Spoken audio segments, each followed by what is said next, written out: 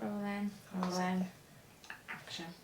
So hi Ivan, Hi. I'm glad to finally get to meet you because Tony told me a lot about you. He said you could help us with the documentary, so he said you've experienced a lot of things that we're going to talk about. So Oh, that's fine. I'm just going to ask you a few questions. Okay then. I just want to know like why you first wanted to come over to the UK. It's a long story though. I'm a Zimbabwean myself, Right. so I came to this country in 2005. Okay. Initially, I went to Botswana after fleeing persecution from my country because of my involvement in the trade union for teachers and Okay. in the opposition party. So I decided to flee and go to Botswana. Then after that, I came to the United Kingdom All right. to seek asylum. So you've not been here very long, have you? No. I came here on the 28th of March 2005. Okay, so now that you've come here, is it what you expect it to be, or is it not? Is it worse or is it better? It's not really better though. I thought coming here I was going to be granted asylum automatically. Yeah. I didn't know that it's a long process and a very tiresome one. Yeah. So it took a long time for me to get indefinite leave to remain in the UK. Right, okay. So you've told us why you've left and obviously why you've come to seek asylum, why you've got asylum. So can you tell me a bit about like what you've done since you've left?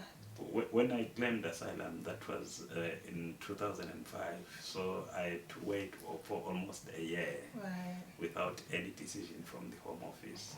Initially they refused because they couldn't believe that I was a teacher in Zimbabwe. So after going to the tribunal and after an appeal, that's when I challenged the decision for refusal. And they ended up accepting that I was involved in the political activities back home. So they granted me asylum. But it was a long period between 2005 October to November 2006. So I stayed during that period basically not working, not going to school. Okay. Yeah. Alright.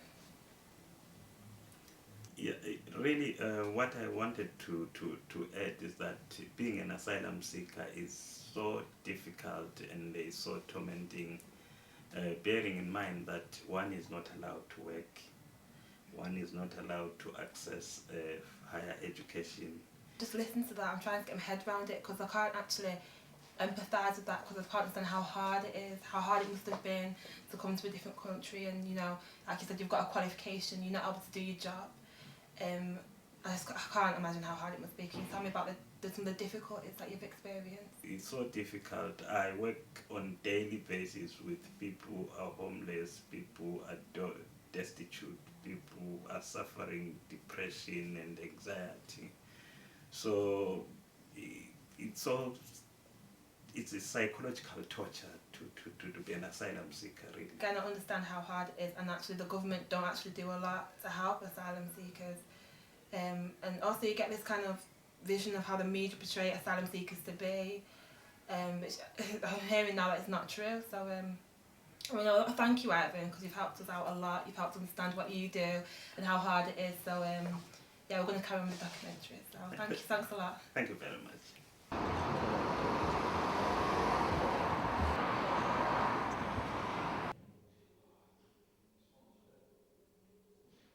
That's a really good point actually. I mean, it's not fair that asylum seekers are kept in limbo, waiting for so long. I know, and they get put onto benefits as soon as they get into this country.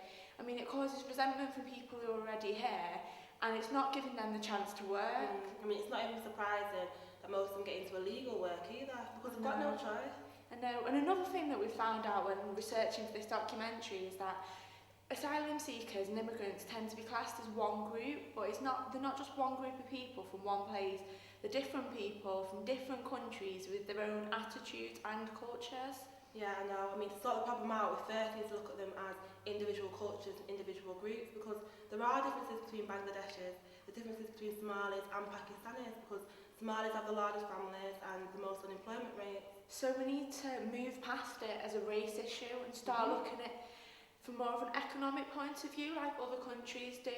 Like, say, look at who we're letting in each year and how many. Definitely. I mean, if you look at places like Canada, they have the most diverse policy and yet the strictest kind of policy as well. So we're not saying that immigration's bad for the country. In fact, it's good and it does a lot of benefits.